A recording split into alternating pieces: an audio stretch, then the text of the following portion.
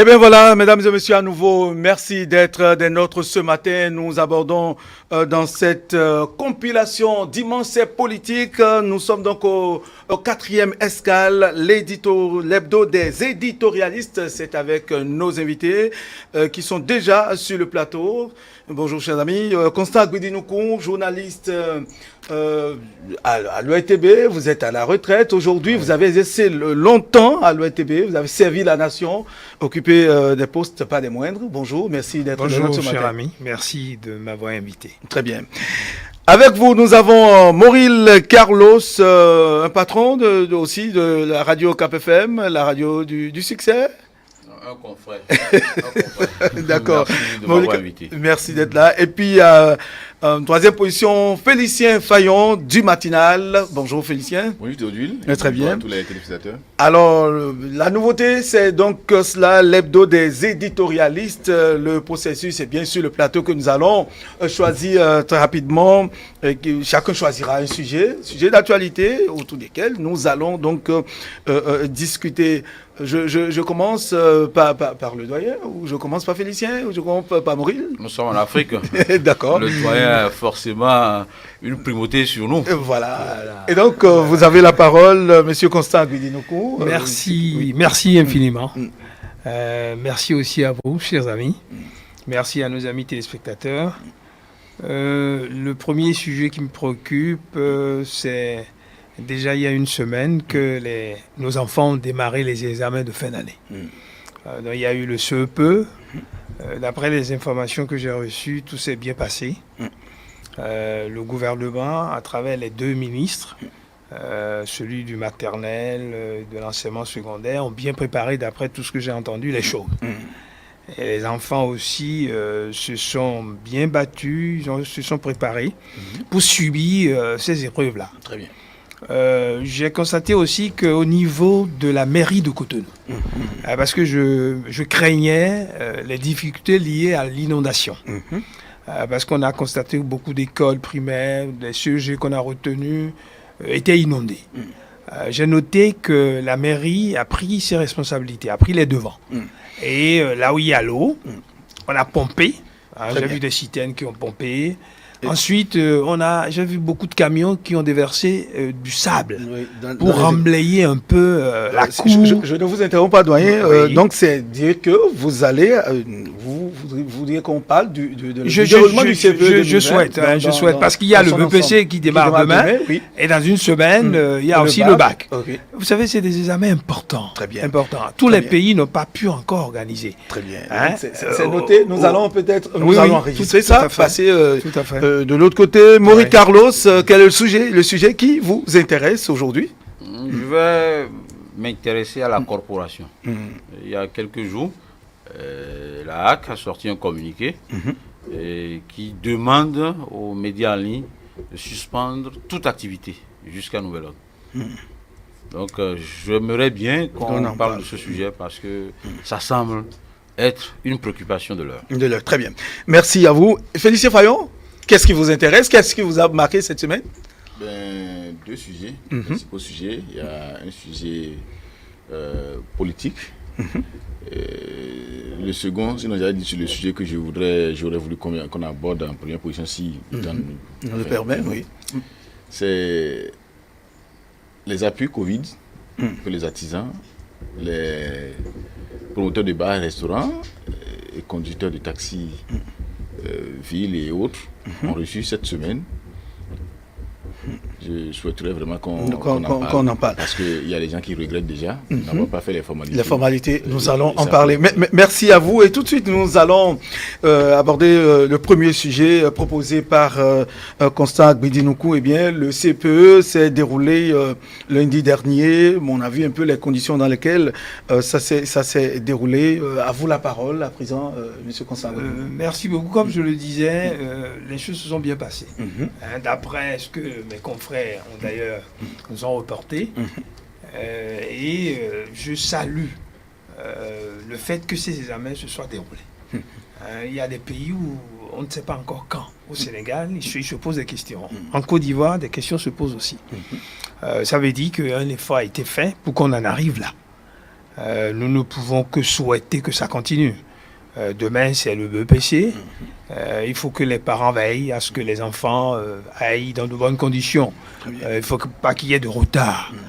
Et aujourd'hui, il faut qu'ils se reposent, qu'ils se couchent à temps, pour se réveiller aussitôt, se préparer et qu'on surveille.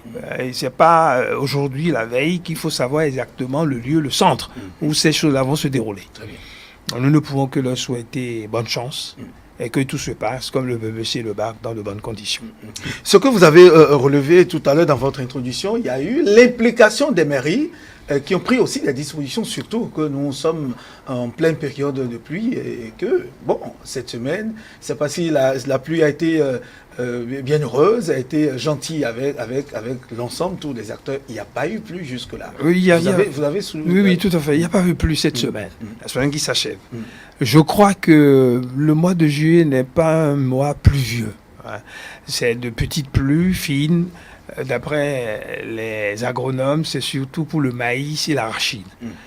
Non, excusez-moi. Pour le haricot et l'arachide. La grande pluie, c'est pour les autres cultures. On a constaté ce mois-ci, le mois de juin. Vous savez, souvent, le mois de juin est le mois le plus pluvieux. On a constaté qu'il y a eu trop de pluie cette année. Le gouvernement lui-même l'a constaté. Il paraît que c'est un cycle qui revient tous les 10 ans.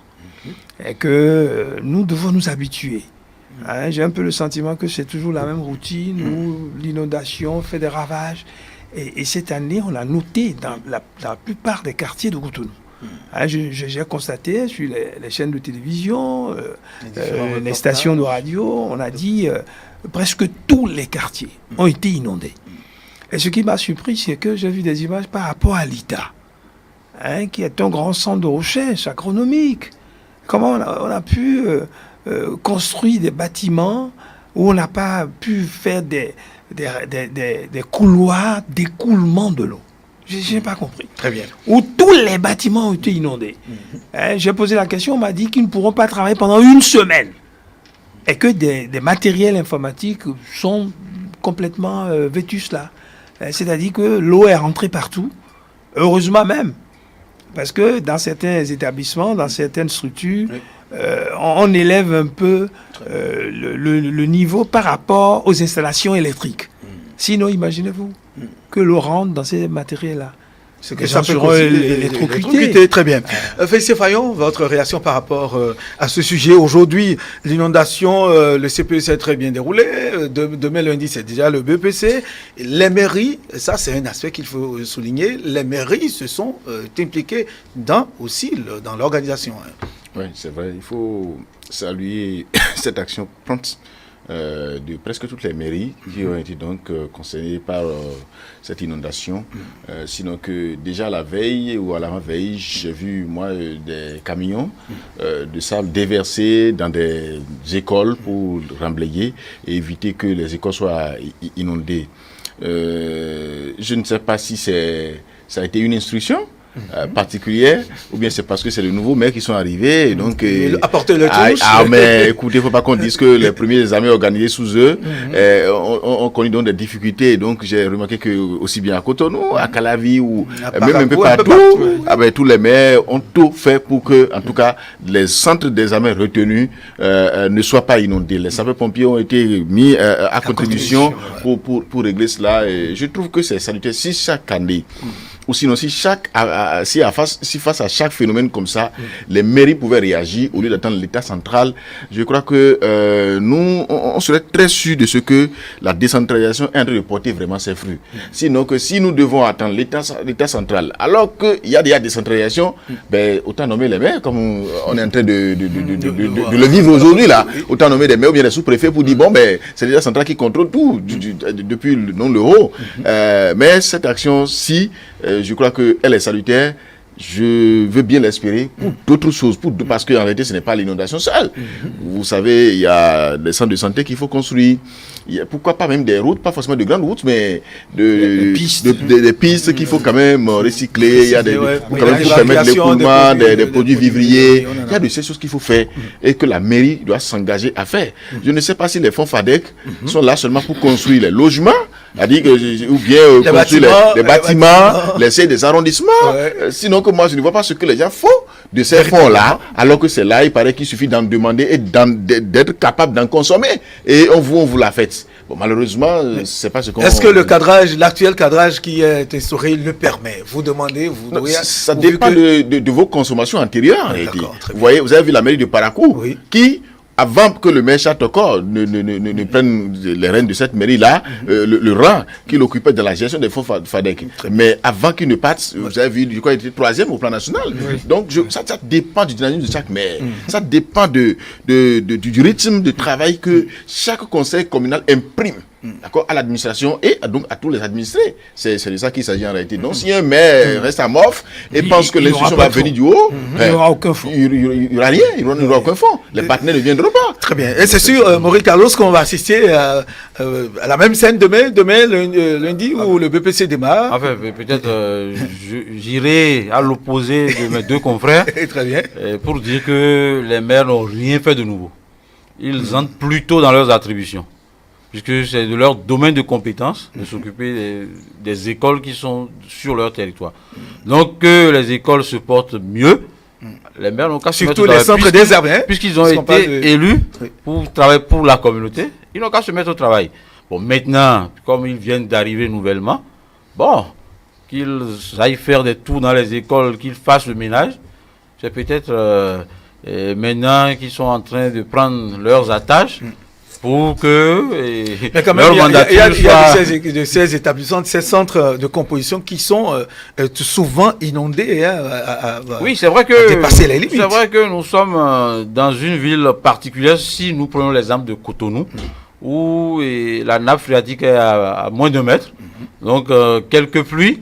Et le doyen Aguintou l'a fait relever tout à l'heure, le mois de juin a été un mois très pluvieux. Et quand il pleut, qu'il y ait des accumulations d'eau dans les cours des écoles, cela va sans dire. Mais nos maires qui sont là, ils savent que la décentralisation leur donne pouvoir de compétence pour agir dans les écoles, les abattoirs, les centres de santé. Ils n'ont qu'à prendre leurs responsabilités. C'est vrai, l'État central est là pour accompagner. Mais il ne faut pas que l'État central également vienne prendre la place ou bien le rôle des maires. Oui, puisque les maires, ils ont été élus pour quelque chose, qu'ils le fassent. Parce que de plus en plus, surtout avec peut-être le gouvernement Talon, on a le sentiment que l'État central veut prendre le devant en toute chose. Peut-être que c'est... On bien se voir obligé. Pour limiter peut-être les dégâts, les casses, pour avoir un droit de regard. Les ordures à Datopa, tout ce qu'on avait là. Mais il a fallu que l'État central prenne les choses en main pour qu'aujourd'hui... Puisque nous avons été élus pour quelque chose, nous avons un domaine de compétences. Prenons nos responsabilités pour pouvoir faire le travail comme cela se doit. Je ne pense pas que si nos mairies prennent le devant et font prévaloir leurs prérogatives, on viendra leur dire non, n'allez pas jusque-là. Bon, maintenant, peut-être c'est les moyens. Parce que tant que nous n'avons pas contribué, nous, habitants des différentes communes, la mairie sera peut-être obligée de faire appel à l'État central pour l'aider à faire ce qu'il faut faire. Et donc voilà, merci. Donc le premier sujet que nous venons ainsi d'évacuer, il s'agit donc de l'organisation des examens de fin d'année, le CPE qui vient de passer, les dispositions qui ont été prises, surtout dans un contexte bien particulier avec le Covid-19. Le doyen Constant Aguinoukou l'a souligné. Les mairies, je dirais, les préfectures sont donc entrées dans la danse. Nous espérons qu'il en sera de même pour le BEPC, le BAC. En tout cas, nous aurons le temps d'en parler si c'est le cas. Second sujet, contexte particulier du déroulement des examens de fin d'année. Le Covid-19 oblige. Félicien Fayon a voulu qu'on en parle, surtout de l'appui qu'a apporté le gouvernement aux artisans et aux autres acteurs impactés, touchés par le Covid-19. Félicien Fayon, Oui, pourquoi avez-vous choisi ce sujet? Oui, je choisi parce que j'ai suivi... Il est bien indiqué pour. J'ai suivi il a tout suivi, les impressions de certains bénéficiaires qui étaient donc très contents d'avoir reçu ces fonds. Vous savez, il y a quelqu'un qui m'a dit que lui, il conduit taxi depuis 20 ans et qu'il n'a jamais reçu un appui du gouvernement, un appui quelconque du gouvernement. Évidemment, on me dirait qu'il n'y a jamais eu coronavirus, mais il y a eu quand même, il y a quand même souvent d'autres choses, d'autres Il y a eu phénomènes. choléra. Voilà, il y a eu le sida, il y a eu beaucoup de choses. Il y a eu la ça. Il y a eu la ça, évidemment.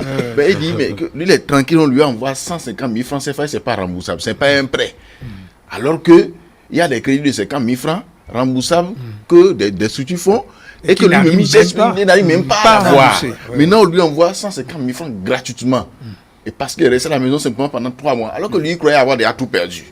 Et donc, franchement, lui, il trouve que cet acte-là que le chef d'État a posé, c'est le gouvernement a posé, à lui, ça l'a convaincu définitivement. Vous voyez, un couturier également fait un témoignage. Il dit, mais il faut coudre une chemise avant d'avoir 1000 francs. Tout à fait. Mais les gens n'ont pas l'argent. Et c'est les étrangers qui venaient. Maintenant, ils n'arrivent plus dans le pays. Oui. Maintenant, lui, couturier, il est là, on lui envoie 100 000. Ah, mais que ça, là, dans sa vie, ce que ça va changer. Oui. Non, mais que c'est beaucoup. Et donc, moi, je trouve que, je ne sais pas, le gouvernement, les gens vont dire, oui, ce n'est pas au Bénin seul que ça s'est passé. Que dans d'autres pays également, ça a été fait. Mais ce que les gens ne savent pas, c'est qu'il y a beaucoup de pays qui ont fait la promesse, mais qui ne les ont pas honorés. À côté là, le voisin d'à côté a promis d'envoyer 22 000 francs à chaque citoyen par mois. Mais les gens ont reçu un seul mois, ils n'ont plus reçu le reste jusque-là. Mais nous, on a cumulé au Bénin, le gouvernement a cumulé les 3 mois et a envoyé ça en même temps. Donc moi, je trouve ça salutaire. Et puis, certains avaient refusé, parce qu'en réalité, c'est un enregistrement qui avait été fait. Avant même que le gouvernement ne fixe le montant donné, il y a eu un recensement qui a été fait. C'est seulement 55 000 personnes qui ont déclaré avoir été affectées. Et c'est sur la base de ça que le gouvernement a affecté un montant d'environ 5 milliards. Et donc, quand les gens disent même que les 5 milliards sont petits là, je dis, mais c'est en fonction de ceux qui ont dit, bon, c'est nous sommes touchés. Nous sommes touchés. Voilà. Et on va vous dire, mais comment est-ce qu'on a calculé les fonds pour envoyer à d'autres 50 000, d'autres 100 000, 250 000? En fait, quand on vient vers vous, on vous demande quelle activité vous veniez avant. Combien vous gagnez avant que le Covid ne vienne. Maintenant, quand c'est arrivé là, combien vous gagnez en moyenne? C'est tout ça là. Il y a un logiciel dans lequel on met toutes ces informations et qui sort la moyenne de votre revenu mensuel.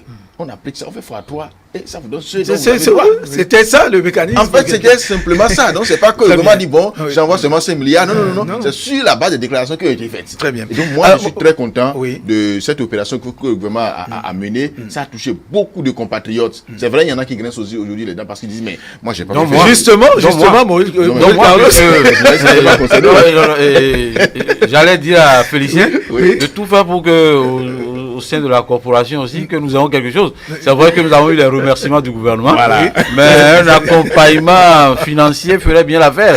Sinon, nous aussi nous avons souffert. Non, mais pour les journalistes, c'est vrai, il y a eu rien comme ça, mais 300 milliards de francs CFA de crédit mis en place, d'accord, à taux zéro. Pour ne payer aucun franc pendant 3 ans, ça concerne toutes les entreprises formelles. Et donc, s'il y a un organe de presse, un groupe de presse qui en remplit les conditions, il va bénéficier. Donc, vous avez l'information que je suis à la bonne adresse désormais.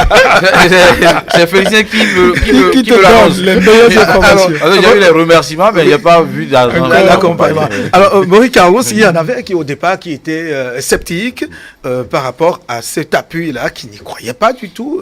Aujourd'hui, peut-être qu'ils sont, comme l'a dit Félicien, en train de grincer les dents. Oui, ils sont en train de grincer les dents. Il faut dire que c'est un peu béninois. On ne croit pas a priori. On ne se fait pas confiance. On a peut-être eu tort de ne pas faire confiance au gouvernement en son temps. Mais il y a aussi l'autre aspect qu'il faut évoquer. Et tout le monde ne connaît pas l'outil informatique. Il fallait se faire enregistrer en ligne, ce qui a été la croix et la bannière pour les uns et les autres. Moi, je connais certaines personnes qui sont restées toute une nuit pour le faire et ça n'a pas marché. Le mécanisme était perturbé, était bloqué. Et le lendemain, c'était déjà bouclé. On a relancé. Les gens se sont jetés encore à l'eau, mais ça n'a pas marché. Donc, pour ces gens, surtout, quand on prend la couche des artisans au Bénin, combien sont des gens lettrés et qui connaissent l'outil informatique? À part que la plupart d'entre eux les gens utilisent aujourd'hui sur WhatsApp. Non, ils font des audios sur WhatsApp, mais ils ne savent pas se faire enregistrer en ligne. Non, se faire enregistrer en ligne, il faut d'abord aller sur un site, il faut faire tel, et c'est presque 3 pages ou 4 pages à remplir pour avoir cet avis. Donc c'est un aspect qu'il faut peut-être évoquer. C'est vrai, les gens, ils étaient que 55 000, Mais c'est pas peut-être parce que certains comprenaient un peu le mécanisme, bien avaient des gens qui pouvaient les accompagner. S'il y avait peut-être des centres d'affaires ou bien on leur demandait d'aller vers telle personne ou bien tel centre pour se faire enregistrer, les gens allaient se manifester plus qu'ils l'ont fait. Moi, j'ai des gens qui avaient, ils en avaient vraiment envie, mais ils ne savaient pas quoi faire. C'est au dernier moment qu'ils ont dit, les gens ont fait un enregistrement en ligne, mais moi, je ne connais même pas comment ça fonctionne. Je ne connais pas Cyber, les Cyber même ne fonctionnent plus. Parce que tout le monde a désormais l'outil avec soi. Donc, c'est ça le problème. Très bien. Si peut-être le gouvernement peut donner encore, parce que si certains ont pris, d'autres n'ont pas pris, donc tout le monde n'est pas impacté, dont moi. Chacun attend son tour. Est-ce que vous êtes en... Non, ce qu'il dit est important. Hein, c'est-à-dire, pour accompagner ces gens-là, ces artisans-là, on aurait dû créer un petit centre par département. Pour dire, si vous avez des difficultés, allez vous inscrire. On va vous aider à vous inscrire. Je sais que moi, j'ai une nièce, elle ne connaît rien de ça. Elle est dans la couture. Et on l'a aidée. Elle est venue s'expliquer pour dire, mais comment je vais faire? Et vous savez, les jeunes aujourd'hui connaissent bien l'outil informatique. Hein, je dis que ce n'est pas tellement mon affaire, moi, mais j'ai mes enfants qui font bien. Et je dis, oui, c'est votre génération. Donc, ce sont mes enfants qui l'ont aidée. Et elle s'est fait inscrire en ligne. Et elle a reçu 150 000. Elle a reçu 150 000. Ah, 150 000. Et elle est très heureuse. Et elle a dit, mais je ne m'attendais pas. Avec 150 000, elle peut déjà s'acheter une machine. Mais bien sûr. Et puis, elle a même dit qu'elle avait l'habitude de coudre pour les Nigérianes. Et que depuis, elles ne viennent plus. Et avec ça, elle peut redémarrer. Parce qu'elle peut aller de temps à autre chez elle, leur remettre. Parce qu'elles ne viennent plus. Hein, à cause de la frontière, des problèmes que nous avons. Donc, comme il a dit, Moïse, il a dit, c'est vrai, il faut que le gouvernement accompagne cela. Prochainement, c'est une expérience. Prochainement, il faut qu'il y ait un centre par département. Pour dire, il faut soutenir tous ces gens-là qui viendront vers vous, qui ne connaissent pas la manière de s'inscrire en ligne, pour qu'on les soutienne et pour que l'opération touche la grande majorité. Parce que c'est de cela qu'il s'agit aussi. Là, il faut quand même féliciter le gouvernement qui a tenu sa promesse. Oui, tout à fait. Je voudrais apporter une qualification, en tout cas, parce que j'ai quand même certaines informations sur le dossier, pour vous dire que l'information est quand même passée. Et on l'a fait relayer largement. Oui, avant ça de c'est faire clair. l'opération, le ministère des Affaires sociales a invité les responsables d'associations de tous les corps de métier concernés et leur a expliqué un peu le procédé. Comment est-ce que ça va se passer? Il y en a parmi eux qui ont des branches au niveau des communes, des arrondissements et même des quartiers et villages. On lui a dit, aidez vos militants à pouvoir s'inscrire. Ils ont dit oui, mais tout le monde ne maîtrise pas l'outil informatique. Il n'y a pas de problème. Le ministère des Affaires sociales a 85 centres de promotion sociale sur tout le territoire national. 85 à raison d'au moins un centre par commune. Ah, mais c'est formidable. Je ne savais pas. À Cotonou, il y en a 5-6. À Parakou, 2. Porte-Nouveau, 3. En fait, en France, les villages, c'est particulier. On leur a dit, ceux qui n'ont pas de smartphone peuvent se rapprocher de ces centres-là pour qu'on les soutienne. Et ils ont été réquisitionnés, les animations de ces centres ont été réquisitionnés. Samedi, dimanche, 1er mai, ils ont travaillé pour recevoir les gens. Vous remplissez juste une fiche, vous déposez. Les gens là vont se charger maintenant de vous inscrire en ligne. On a remis également les fiches aux responsables de toutes les associations. On dit, allez aider vos gens. On est allé sur les parkings de regroupement des véhicules là. On dit, aidez les chauffeurs à remplir. Dans les départements, il y a 12 directions départementales. On dit, vous pouvez aussi aller là. Au fait, les gens étaient sceptiques. Ils disaient, c'est pour nous recenser, puis après payer des impôts. On ne veut pas. Donc, en fait, c'est ce qui s'est passé. C'était ça. On a tout fait pour dire, mais ce n'est pas ça. Mais ils auraient dû s'informer davantage. Tu sembles tellement bien informé du dossier que Non, je te demanderai par ailleurs de savoir que cette affaire, il ne faut pas qu'il présente l'autre revers de la médaille. Parce que d'aucuns commencent par parler d'eux, c'est fait à dessein parce que les élections sont pour bientôt. Et ceux qui n'auraient pas reçu, si entre-temps, ils n'ont toujours pas reçu, je ne connais pas leur réaction non plus. On a fini le recensement le 10 mai, d'accord? Oui. C'est sûr que des gens de l'entourage du chef d'État vont lui dire, mais il faut qu'on paye avant le 17 mai parce qu'il y avait les législatives. Mais en tout cas, moi, j'ai appris que le chef d'État a dit on ne paye pas avant les élections. Les gens vont dire que c'est des fonds de campagne. Laissez les élections passer d'abord. Mais c'est des fonds Covid. On est en période du coronavirus là. Et c'est payé maintenant en juillet alors que les prochaines élections sont pour peut-être mars-avril 2021. Non, ce qui m'enchante un peu, c'est par rapport, vous savez, on n'a pas toutes les informations. Et je me rends compte que tu es bien informé. Quand on demande, je l'ai noté, que c'est une longue période, la communication sur ce dossier-là. Mais je ne savais pas. Ce qui m'a plu, c'est le fait qu'il y ait tant de centres et que même des communes en ont. Oui. Et ensuite, par département, vous pouviez y aller. Je ne savais pas ça. Donc, s'il y a des gens qui ne se sont pas déplacés pour le faire, c'est d'abord leur faute. Il faut le reconnaître.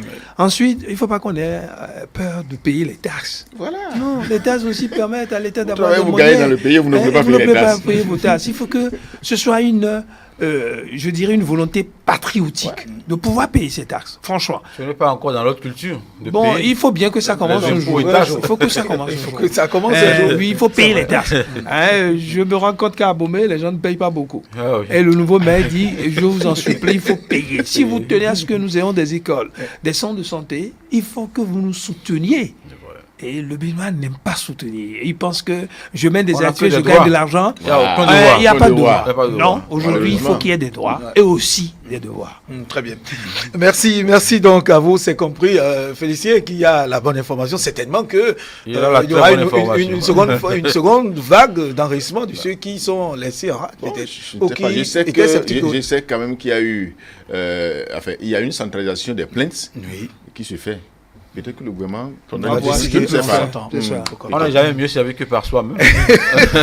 Merci à vous. Et nous allons passer au troisième sujet. Il s'agit proposé par Maurice Carlos. Il s'agit donc de la suspension des activités des télévisions et presse, en tout cas les médias en ligne, Maurice Carlos. Oui, comme quoi, comme je venais de le dire, on n'a jamais mieux servi que par soi-même.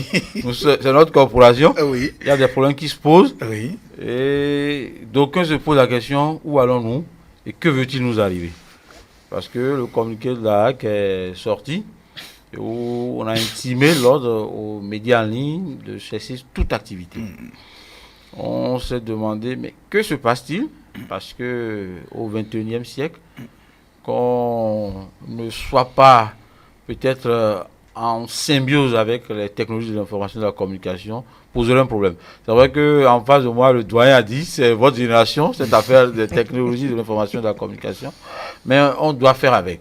Et le président de la HAC, c'est un bon ingénieur de télécommunications, il sait que la télécommunication, on ne l'arrête pas. Donc ça va à la vitesse grand V. Donc comment peut-on, à ce siècle, vouloir forcément contrôler les médias en ligne? Et si on doit les contrôler, on doit s'adapter. Parce que c'est des choses qui sont imposées à nous. C'est pas comme par le passé. Et je sais que les journaux se créaient et on n'avait pas besoin d'autorisation. Il suffisait de faire une déclaration et puis ça y est, on sort son papier. Mais au niveau des radios en son temps, on a attendu. Il y a eu un arsenal juridique tout en béton. Il fallait remplir certaines conditions. Donc, on a réglementé. Mais avec les médias en ligne, ça va très vite. Pour vous, on ne devrait pas interdire les activités, suspendre les activités. La HAC ne devrait pas taper du poing sur la table. La HAC a tapé du poing sur la table, mais apparemment, ce n'est pas bien approprié. Puisque la HAC avait demandé en son temps aux médias de se conformer. Ce qui a été fait. Mais jusqu'à présent, la HAC ne s'est pas penchée pour autant sur le dossier pour dire à qui et revenait la faculté de continuer son activité au Bénin ou pas. Mais maintenant que la demande de suspendre, on se demande, mais qu'est-ce qui veut se passer? N'a-t-on plus besoin des médias en ligne? C'est la question que tout le monde se pose. Oui, doyen Bridimkou, voilà, c'est vrai qu'après, il y a eu des médias, des chaînes de télévision en ligne qui avaient déposé leur dossier. Il n'y a pas eu de réaction. Les dossiers sont en étude là-bas. Il y a eu d'autres qui se sont créés par la suite. Aujourd'hui, la dernière fois, ils se sont constitués en un réseau. Oui. Et ça y est. Comment appréciez-vous la situation? Qu'est-ce que cela vous dit? La position de la HAC aujourd'hui, comme Maurice l'a dit. Bon, je dois avouer que ce n'est pas seulement au Bénin qu'une autorité comme celle-là demande aux spécialistes en la matière de se conformer aux règles. Ce que je n'ai pas apprécié, on ne peut pas leur demander d'arrêter. Non. On dit, on vous donne un moratoire pour que vous conformiez. C'est-à-dire que vous envoyez vos dossiers à la RAC. Parce que tous ne l'ont pas fait dans le temps. Comme il a dit, d'autres, c'est maintenant qu'ils ont créé ce mécanisme-là. Donc on aurait pu dire, écoutez, nous vous donnons tel nombre de mois. Conformez-vous aux réglementations en cours. Nous allons étudier le plus tôt possible les dossiers. Et après, on saura qui peut continuer, celui qui ne peut pas continuer. Mais demander vraiment qu'on arrête, c'est pas possible. De plus en plus, je dis, il faut que la RAC sache qu'elle est là surtout pour soutenir la presse et tous les domaines liés à la presse. La RAC, non, il ne faut pas qu'ils voient toujours, nous sommes juges pour taper là-dessus, c'est nous qui donnons les sanctions. Non, ce n'est pas dans cet esprit à la conférence nationale qu'on a créé la RAC. Je répète ça souvent.